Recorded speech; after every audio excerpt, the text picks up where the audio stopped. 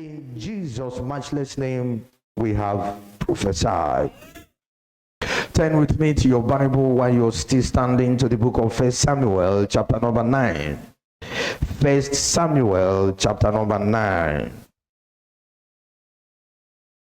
I'll take a quick read from verse number 5,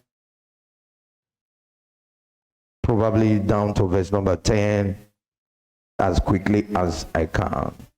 And when they were come to the land of Zuph, Saul said to his servant that was with him, Come, let us return, lest my father leave caring for the asses, and take thought for us. And he said unto him, Behold, now there is in this city a man of God, and he is an honorable man. All that he saith cometh surely to pass. Now let us go thither, peradventure he can show us our way, that we should go.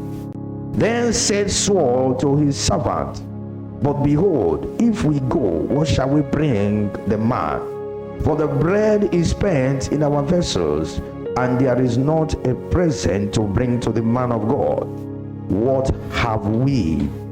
And the servant answered and said to Saul, and said, Behold, I have here at hand the fourth part of a shekel of silver, that will I give to the man of God to tell us our way. Before time in Israel, when a man went to inquire of God, thought he spake, Come and let us go to the seer. For he that is now called a prophet was before time called a seer. Then said Saul to his servant, Well said, come, let us go. So they went unto the city where the man of God was. Place that Bible on your chest and say, This is my Bible. It is the word of God. I will do what it says, because I can do what it says. This is my Bible. It is the wisdom of God. I will walk in the wisdom of God, and it shall enlighten my path. In Jesus' name. Help me congratulate your neighbors to the right hand side, to the left hand side. Tell them good things will happen for you today as you have your seat in God's presence. Hallelujah. Today is anointing service. In this month of favor, I am going to prophetically administer the anointing for uncommon favor. But before we do that, we just take an insight into what we are doing. Anointing for uncommon favor. Let's just briefly take an insight so that we can understand what we are doing. Anointing for uncommon favor. Deuteronomy chapter number 33. There are two powerful virtues of favor. I have been speaking on favor since the month began. You can get all the details by following all the teachings. There are two powerful virtues that favor carries. Deuteronomy chapter number 33. I read verse number 23, and he reads, And of Naphtali he said, O Naphtali, satisfied with favor and full with the blessings of the Lord, possess thou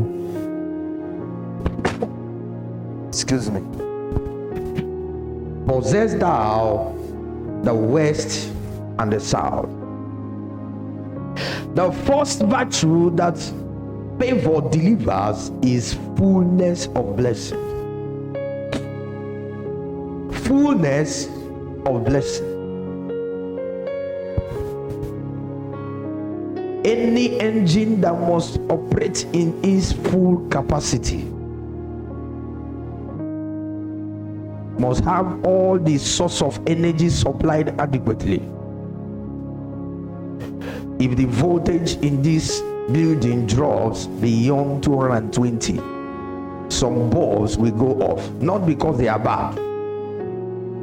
Am I communicating? These equipments will begin to malfunction, not because they are bad, but because the power source is not what?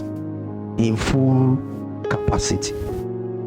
The same way, for every man to take delivery of all that destiny have put in package for him, he must operate in the blessings of God. Not just operating in it, it must be in the full capacity. For the blessings of God make it rich and added no sorrow. He said, I will bless you, and you shall be the head and not the tail. If you don't have the blessing, you may end up the tail, even though you have been programmed to be the head. And one thing that delivers full blessing is what? Favor. Favor delivers the fullness of what? Blessing. It's like a car that can move at 300 km per hour, but there's no fuel. Or maybe it's supposed to have 6 plugs and it has only 4. The car will be crawling. When you have fullness of blessing, you take the fullness of the delivery of all that destiny have in stock for you. And the conduit pipe for that fullness of blessing is what? Favor. Number 2, verse number 24 of that same scripture, Deuteronomy 33, verse number 24. And of Asher he said, let Asher be blessed with children. Let him be what? Acceptable to his brethren. And let him dip his feet in oil. Let him be acceptable to his brethren. Human nature is so complex that even one individual does not behave the same way every day, does not behave the same way in every circumstances. So for you to be acceptable among a crowd, you need what? You need favor.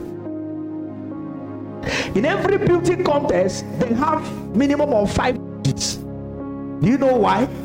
Because the way I see beauty is different from the way another person sees what? Beauty. So they have minimum of what? 5 judges. For you to win that beauty contest, 5 of them must be on your what? On your side. You must be acceptable. Every election that is free and fair, the majority must be on your side for you to do what? For you to win. In every position of leadership you occupy, for you to succeed, the people you are leading must do what? Accept you. The only way they can do that is you radiate what? Favor. The reason why you fight battle, every day you are fighting battle is because you are not what? Accepted. When you are favored, your battle reduces. How many of you understand what I'm talking about? Before you get anything, you must fight. Before you pass through any door, you must fight. Other people will walk through it without stress. When is your turn? Fight. See, favor reduces your what? Your stress. Because it makes you acceptable. Anything you say, they say is okay. Anything you do, they say is fine. What could be more glorious than that? Because favor covers your inadequacies, favor covers your disadvantages, favor mitigates every of your incapacities. And I think I've shared on that line enough in the course of my teaching this month. This morning is an anointing for favor. And let me point out this from the onset. The anointing for favor is the anointing of kings. Is the anointing of what? You are not a church. I said the anointing of favor is the anointing of what? Kings. It's not enough for you to be a king. Jonathan was a president, but they made his tenure very, very ungovernable for him. He could not do anything. The throne was choking him to his neck. They have not even finished calling the result of election. He said he has resigned. He's not doing again. It's not enough for you to be a king. You must be what? Accepted. You must be accepted. The anointing of favor is the anointing of what? Kings. The reason why kings must be anointed is not to make them powerful. It's not to make them fearful. It's not to make them mean. It's to make them what? Acceptable. No matter how powerful you are as a king, if you are not acceptable, your next in line will be the one to betray you. How many of you know the story of Abacha? How many of you know the story of Gowon? The people he appointed into his cabinet, they are the people that he went for at the Sababa AOU meeting. They overthrew him before he landed. The same thing with Abacha. Am I communicating? Hear me and hear me. It's not enough for you to be in a position. One thing is for you to be in that position, another thing for you to be what? Accepted. The anointing of favor, the anointing for acceptability. That when 20 people bring quotation for a job, is your own, they will do what? They will accept. It doesn't matter the errors in that quotation. That when 20 people apply for a job where they need only 2 people, you will be among the 2 people, they will do what? They will accept. Not because you are the most qualified, but because you are carrying the anointing for what? Acceptability. That when they want to promote people in office, and the position they want to promote people into is only 3 positions, and people who are qualified for that position are 30 in number, you will be among the 3 people that will do what? They will promote into that position. Not because you are the most qualified, but because you are what? Acceptable. The anointing of favor is the anointing for what? Acceptability. In business, what you are selling, another person is selling, another person is selling, other people are selling, but people will pass on through the market line to get to your own shop to buy exactly the same thing they are walked away from. Not because your own is superior, but because you are what? Accepted.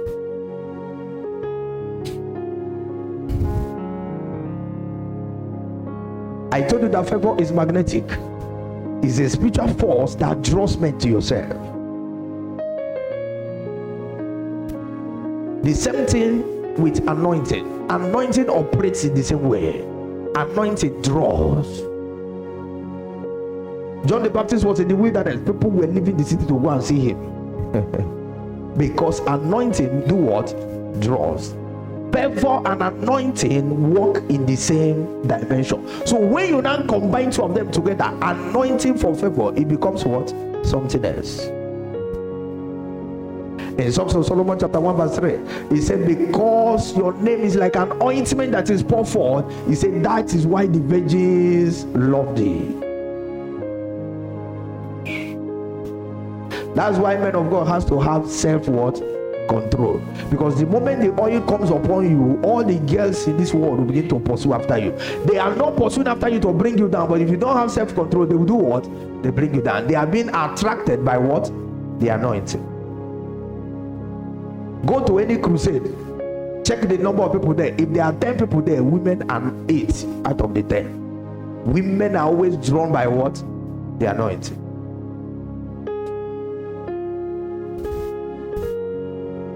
The anointing for favor is the anointing of kings. The purpose of every anointing is transference of what? Spirits. Did you hear what I just said? Anytime you hear anointing, the intention is for you to receive certain impartation of what? Spirit. Certain impartation of what? Spirit. Is a kingdom mystery. The Bible said that when David was anointed upon his head in the midst of his brothers, the Spirit of God came upon him from that day forward. Anytime there is an anointing, it is meant primarily to transfer some what?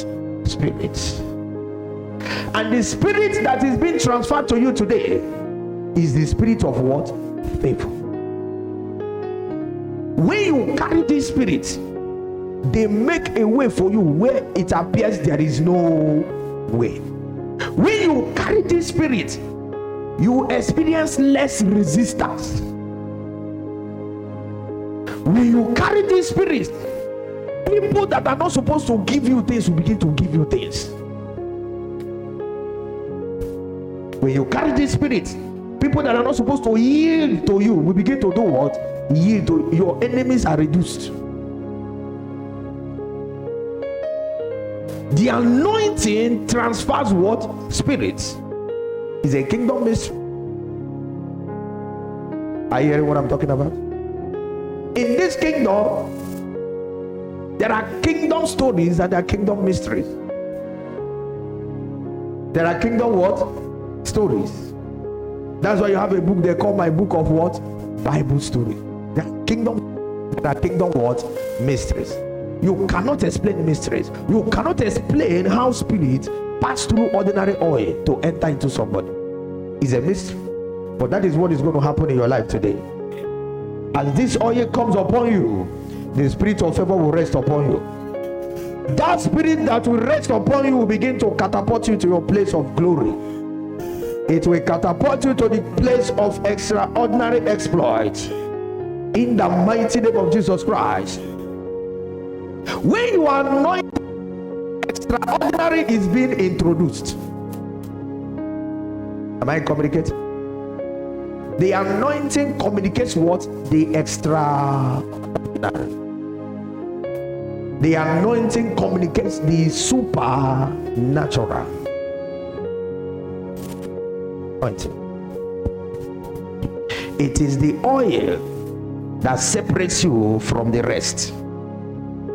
Write it down. It is the oil that does what? That separates you from the rest. Look at what happened to Saul. 1 Samuel chapter number 10, the place where we read in our call to worship. Verse number 1 says, Then Samuel took the vial of oil and poured it upon his head and kissed him and said, Is it not because the Lord had anointed thee to be what? Captain over his inheritance? What made him a captain is the oil. This oil is to make you what? A captain among his inheritance. In the whole of Israel as a nation, they wanted one man to stand above others, and they had to anoint a man called what? Saul. He said, This oil that I'm putting on you is to make you what? A captain. The oil is what separates you from the rest. The oil is what makes you the head.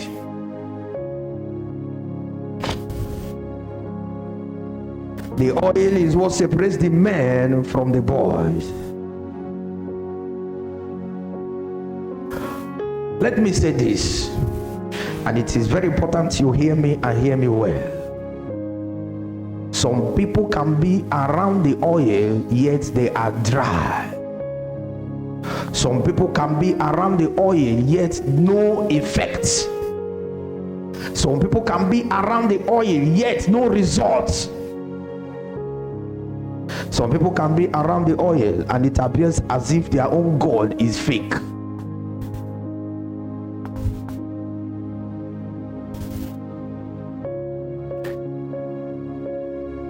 The person that is conveying the oil is part of the equation.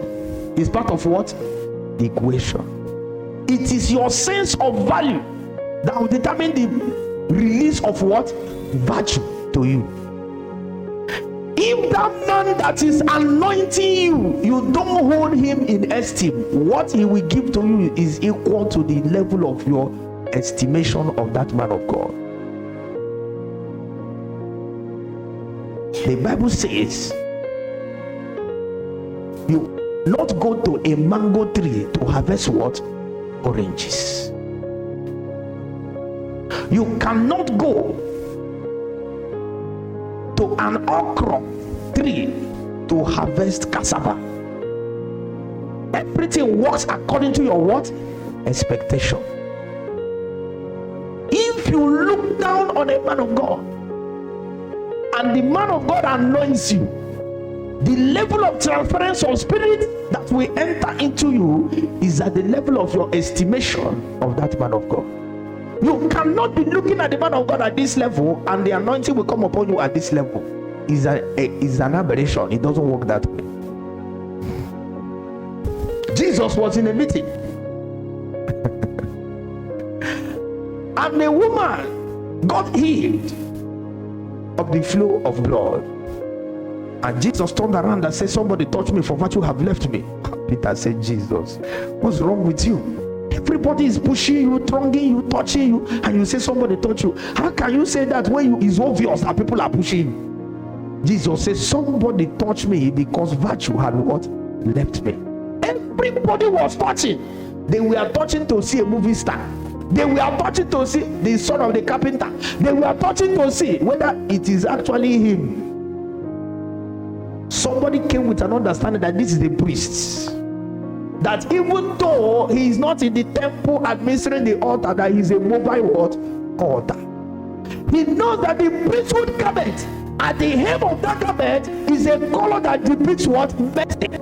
She wanted mercy. She went and touched at the place of what? Mercy. And she received mercy. Everybody was pushing Jesus, but only one person happened into the what? Into the virtue. Because of her sense of what? Value. The one thing that makes the oil to work for you is how much you are connected to the bearer of the oil. Let me show. It was Samuel that anointed Saul and made him what? Captain. When Saul disconnected from Samuel, Samuel anointed David and David took over from who? From Saul. It's not about the oil. It's more so about the person that carries the what? The oil.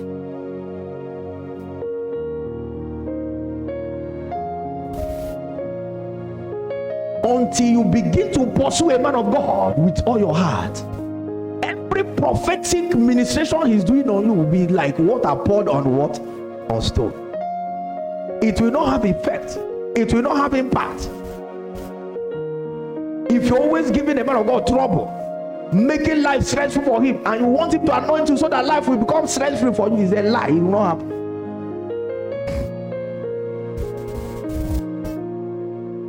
Are you hearing what I'm talking about? The secret of harnessing the power of the oil is the pursuit of uncommon mentors.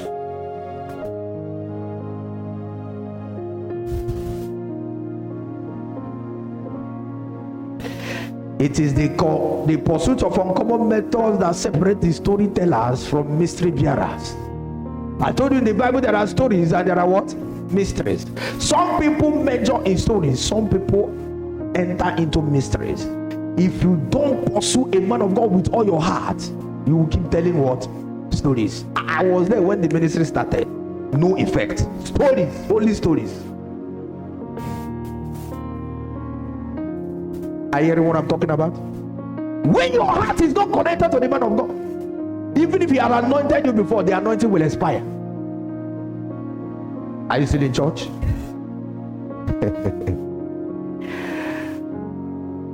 If you read 1 Kings chapter number 3, you will understand that Elisha was one of the latecomers to the school of the prophet, preceding the departure of who? Elijah.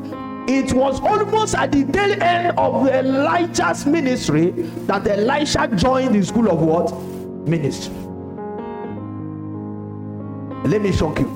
All those people in the school of ministry, they had power to receive revelational knowledge. They knew that Elijah was being taken away. They were even mocking Elisha. They believed that this one doesn't have another apostle. They were telling him, Elisha, do you know that your master is being taken away? They have seen it. They were mocking Elisha because they believe that this one can't see anything. Am I communicating? Those ones are the gurus. Do you know why Elijah asked Elijah to give him double portion of his anointing? Do you know what double portion means? Because some of you think that double portion means if Elijah had 50 tons of power, Elisha should have what? 100 tons. How many of you believe that is what it means? That's what you always think. And some of you have rationalized it, that the number of miracles Elijah did, Elisha did double. It's not even true. It's not what? True. Am I communicating? Now, nobody can give you what he doesn't have. Elijah had 10 tons of what? Anointing. I'm using tons because for us to understand. I want to use gram. 20 gram of what? Anointing. And you now ask him to give you 40 grams. Where will he get the extra 20 grams from? I'm asking you. It's not possible. There is no place where he's going to manufacture the extra what? 20. So people have misunderstood that scripture over and over. They even preach it from the altar. They say that Elijah collected double the amount of power. That is a lie. It's not, it didn't happen. What Elisha collected was the mantle of who? Elijah. He didn't collect double the amount of what? Power. He didn't. When Elisha said, I want to have double portion of your anointing, what he was asking was the status of the first son. Am I communicating? In the Jewish tradition, when a man dies, if the man has 10 houses, before they start sharing anything, the first son will collect 2. Did you hear what I'm talking about? The first one will collect what? 2 out of the 10 and keep it aside. Then they will now come and share 8. It is because Elisha knew that in terms of ranking back there in their school of prophet, he came last. He is one of the people that came last. He's now asking Elijah to make him to be the one that will be the first. Are you still in church? Elijah could not manufacture a power he didn't have to give Elisha. There is nothing. He had double portion or double the amount of what? Power that Elijah had. It's nothing like that. Because if Elijah didn't have it, where will Elijah get it to give him? The only thing that happened is that in terms of the people that came to that school of ministry, Elisha was one of the last people that came.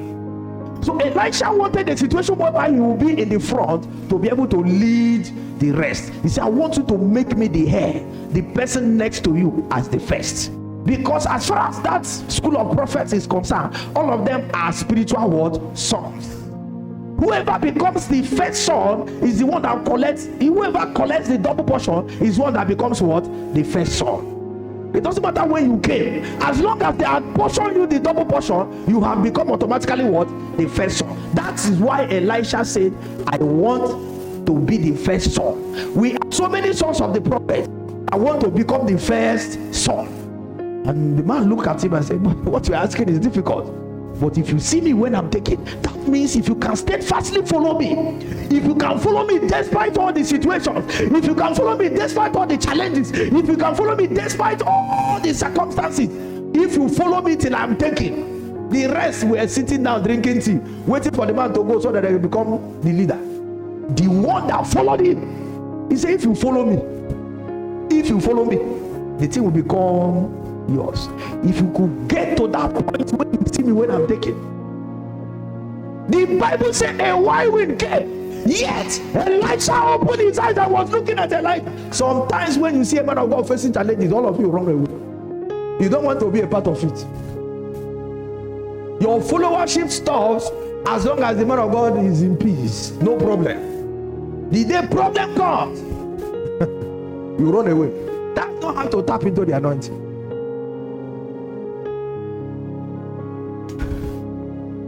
Do you know there were so many obstacles? They had to pass through a forest where they have wild animals. How many of you know that there were wild animals there? If you didn't know, check what happened when Elisha was going back. What happened? She bears. That means there were wild animals there. They passed them. There was a river. No bridge. They had to cross. He followed him. He said, if we are drowning inside the river, let's drown together. They passed.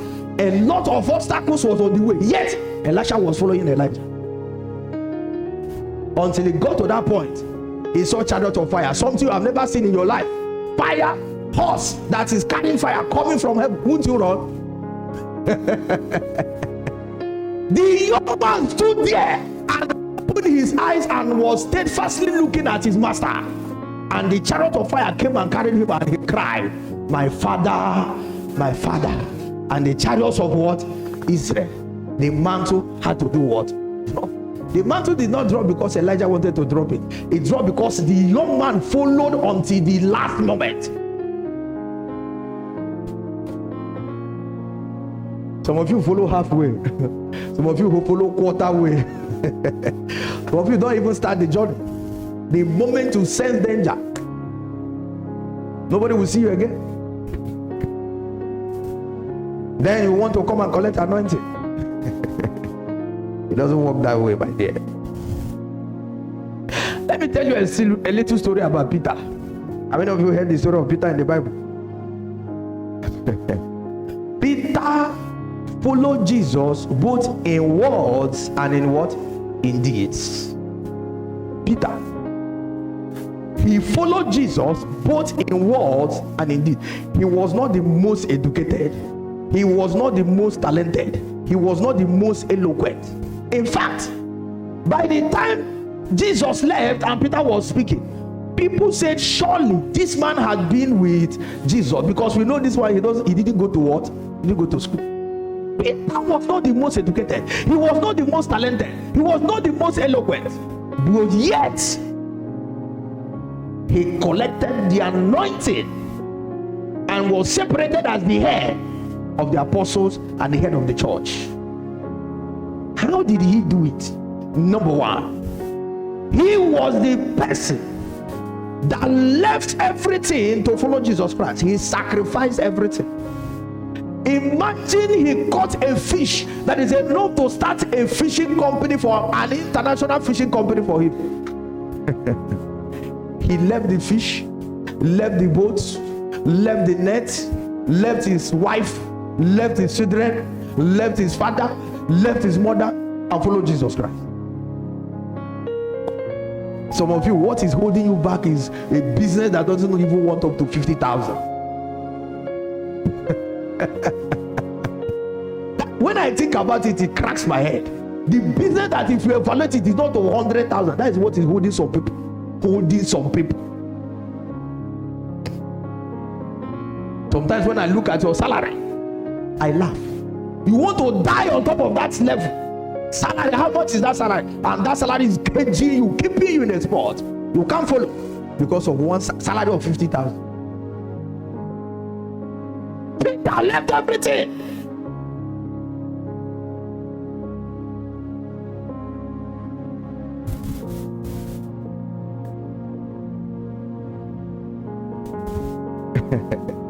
The day you understand the secret of the kingdom, no devil will be able to stop you.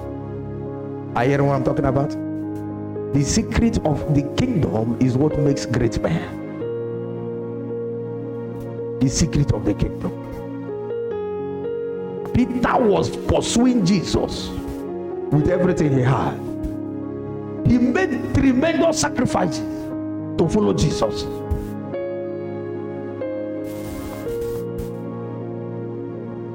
A point came, some people started jostling for position. The family of Zebedee, how many of you remember? The family of Zebedee, they knew that it was time Jesus goes. They started jostling for position. And one of my sons should sit at your right hand. One of Peter was not part of the people jostling for what? For position. Am I communicating? He didn't see himself as the most qualified. Some people have left churches because of position. People have left church because of position. And they didn't make me the head of the men. They didn't make me the head of the women. How can they just make me the secretary? And they leave the church.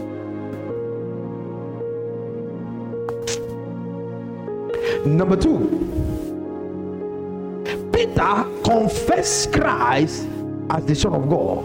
He had a spiritual understanding. That's why when you come to this church, pray a prayer. Lord, reveal to me the power behind this altar, and reveal to me the man of God that I've come to follow. You see, when you have a revelation knowledge of the man of God you are following, it makes it easy for you to follow him. Because the man may not look it. Are you know what I'm talking about?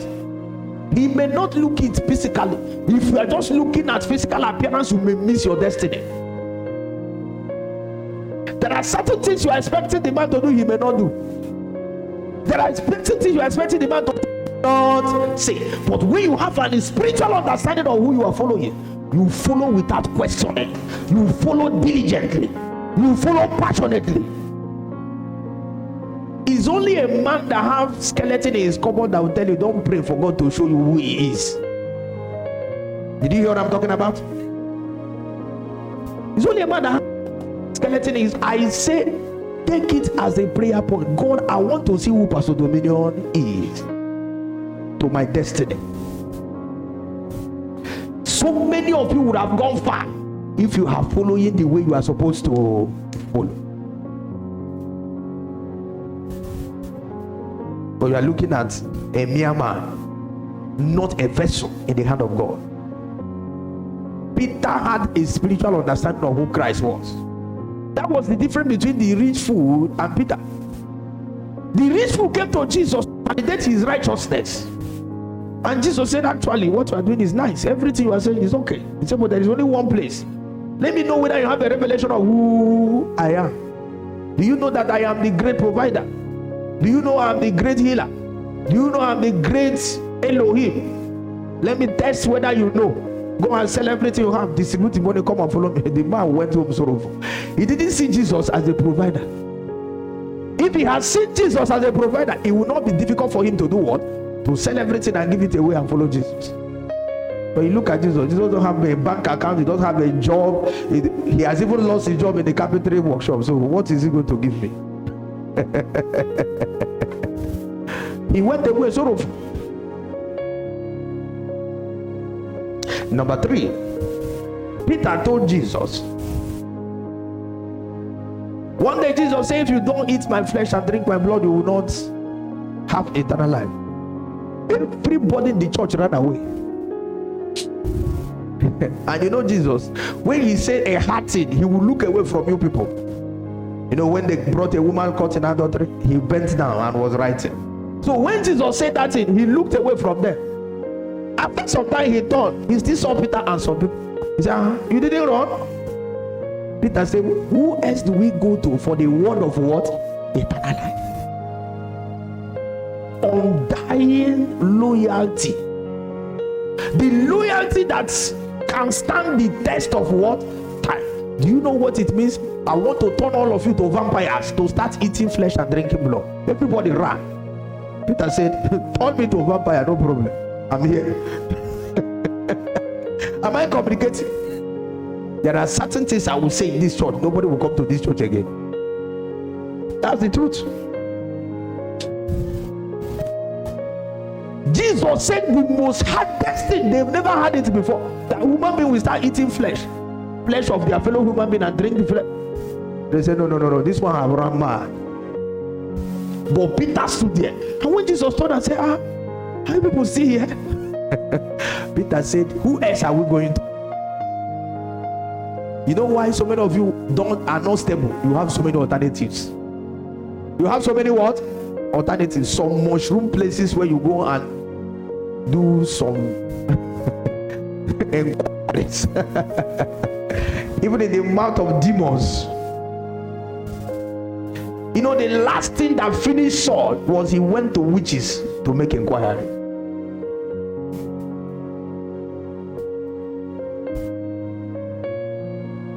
He went to witches to make inquiry. Some of you have so many alternatives. That's why you choose the week you come to church and the week you go to other places. Peter said, we have no alternative. Who do we go to if we leave you? If you have so many alternatives, that's why your life is moving in zigzag direction. Zigzag. Paul was writing, he said, in this kingdom you can have many instructors, but I'm the only one you can call your what? Your father. You can't have two fathers. It's not possible. It's never been done anywhere. If some of you ask you now, who is your spiritual father? You begin to say, You won't even know what to say because you are not sure. You are following is questionable. Number 4. When he came to arrest Jesus, do you know the people that came to arrest Jesus? Roman soldiers. How many of you understand what I'm talking about? Which people? Which people? As at that time, Rome was the conquerors of the entire world known to man. Rome was ruling over every known kingdom to man then. Their soldiers were the best in the world. Yet, Peter took a sword to fight them.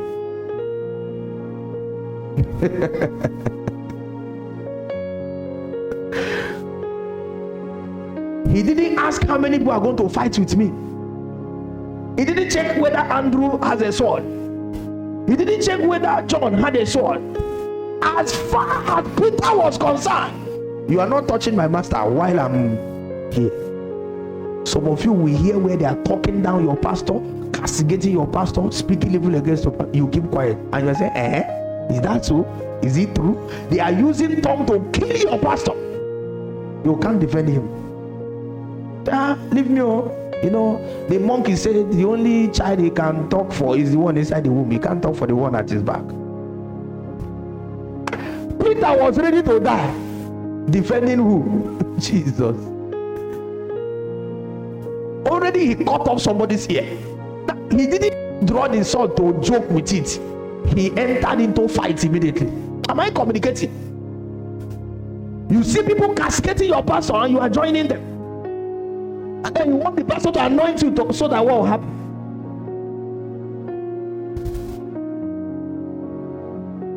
So that what will happen exactly?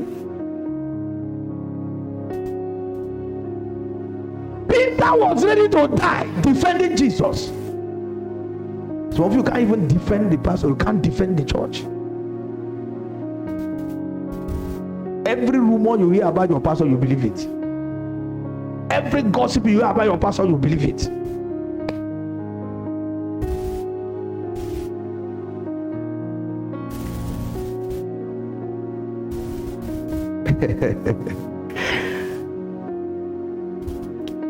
Do you know another lesson that thing taught me?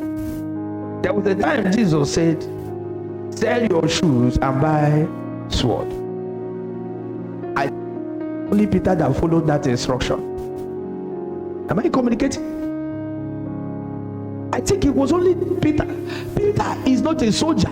He's an ordinary what? Fisherman. Why is he carrying sword?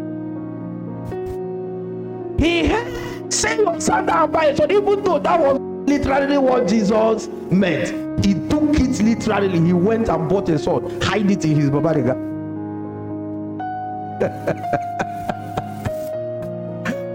Am I communicating? Some of you joke with instructions. Joke with instructions.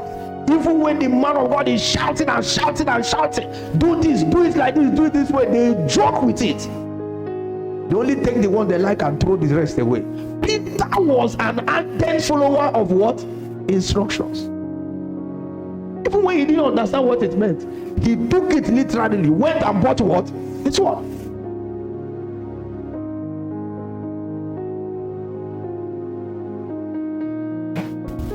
Number 5. When he made the mistake of denying Jesus, he didn't run away. He repented. He did what? He repented and apologized. The one that committed what? Suicide. You see, that's one of the problems. When you err against the man of God, or against the church, especially when you are disciplined, that this thing you did, this is the punishment for it, some people will get offended and leave the church. You are behaving exactly like Judas. Judas didn't end well. Peter denied Jesus in front of a little girl. When he met Jesus again, he apologized.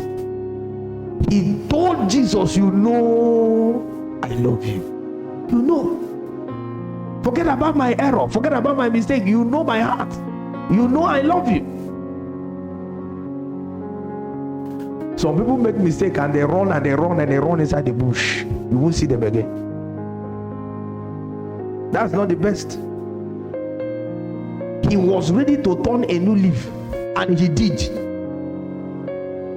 When he was confronted by the authorities, stop preaching in this name, he said, nah, lie. I've denied this name before, I'm not denying it again. It's better for us to obey God than to obey you. That kill all of us. They took him to prison and chained him. Peter did not pray. How many of you know he didn't pray? He was ready to die. Oh. He was ready to die. Paul and Silas were praying and singing, God come and deliver. Peter never prayed one single prayer.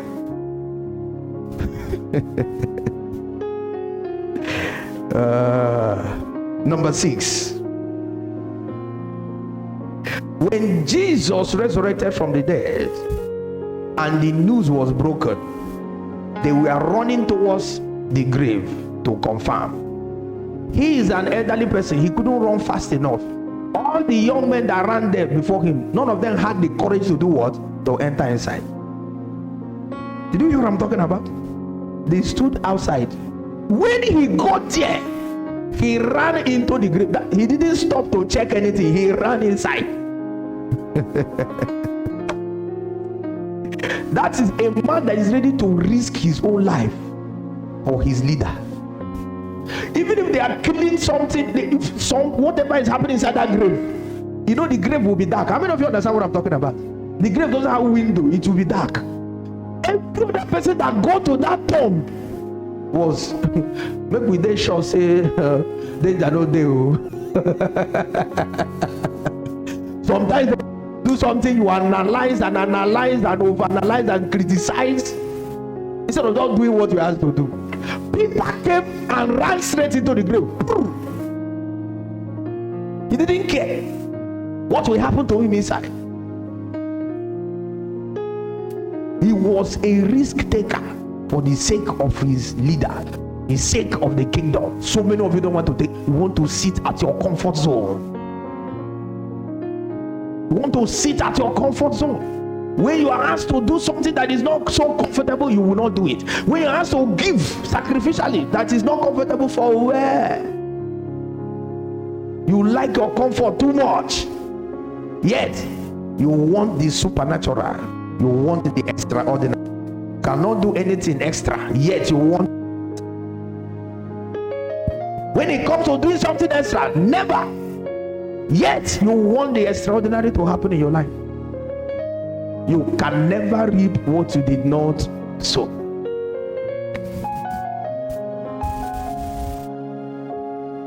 Finally, 7. When it was time to release the mantle of leadership, it is Peter they gave the what? The mantle. He became the head of the church, physically. Why Jesus is the head of the church spiritually? I told you, Peter was not qualified. He was not talented. He was not educated. He doesn't even have the charisma. That's why when he received the mantle and began to talk like Jesus, people knew that there is a difference between the Peter they knew before and the one that is talking now. Even the people that want to arrest them, we are afraid to arrest them. They say they speak like their master with what? Authority. They speak with authority. It's a transference of spirit. It's a transference of spirit. It's an anointing. It's the oil that separates you.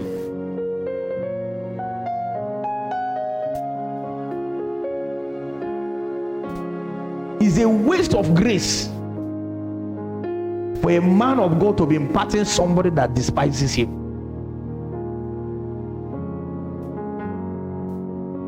How many of you remember the story of Gehazi?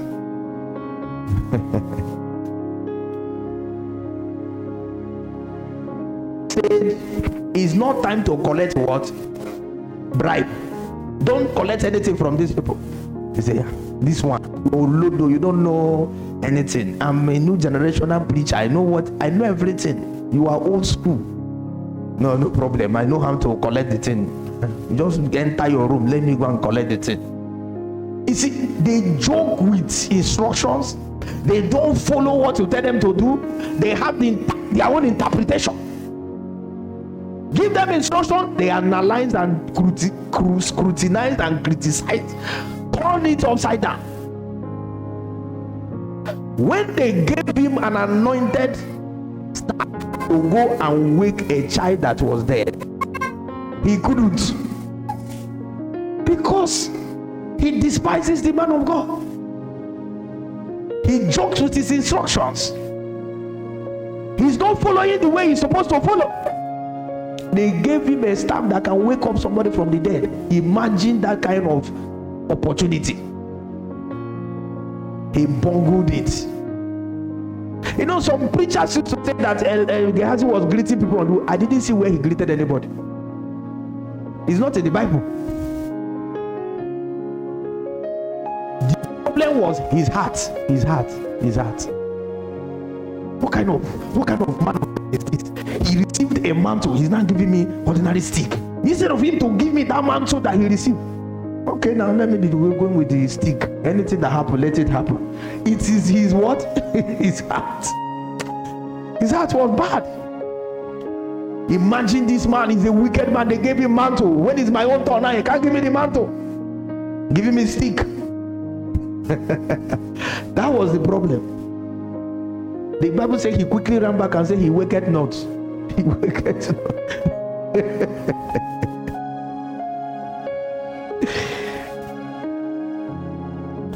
Some people collect the oil, but they didn't collect the spirit.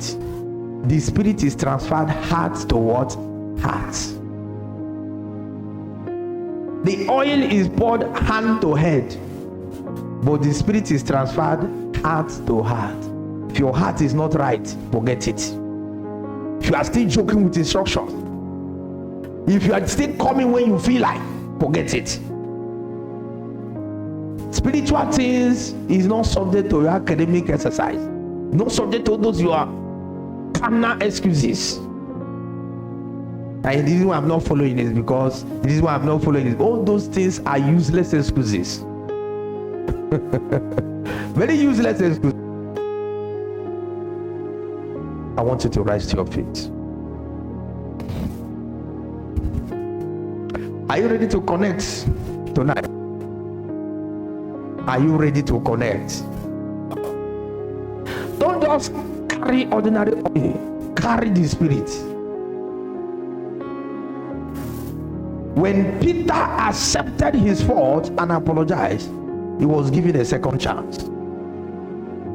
I want you to go to God. God is a God of a second chance. You know yourselves. All of you know yourselves. Some of you know that you are following with only one leg. You know. You need to go and apologize to God and tell him that from today you will follow like a follower, a real follower. If this will make impact in your life, you need to ask God for forgiveness for your crooked movements. Tell him you are sorry. You know better now. That from now you are going to follow hard like Peter. You follow hard like Elisha. Despite the circumstances, despite the limitations, despite the obstacles, Elisha followed hard. When it was difficult to open his eyes and be looking, he still managed to open it and be looking. Some of you are looking at me, you don't want to pray. Pray. ask God that you are sorry for your past, the one you are doing before, messing around. You are sorry. When Peter repented, Jesus gave him a second chance. With God, ask God to give you another chance. Let this oil you are going to receive today speak in your life. Let this oil connect you to your destiny. Let the spirit of favor be to you. Connect your heart with the heart of your leader. Connect it now. This is the now time to do it. Connect it. You can never claim you are following a God you cannot see if you cannot follow a man you are seeing. Can never claim you love a God you cannot see when you can't love a man you can see physically. It's a lie. You are deceiving yourself. If you cannot follow your pastor, if you are not ready to risk your life for your pastor, you are not ready to even die for him. You say you want to die for the kingdom, you are a liar. You are deceiving yourself. If you only come when it's convenient and you are claiming you are following, forget it. Make a new resolution today to really follow. To really follow. Many destinies here are wasted because they can't follow. They can't. They're still working with carnal wisdom and carnal calculations. Ask God for that grace for a second chance. Make a decision that from today you will no longer slack. Make that decision. That decision. Thank you, Holy Spirit.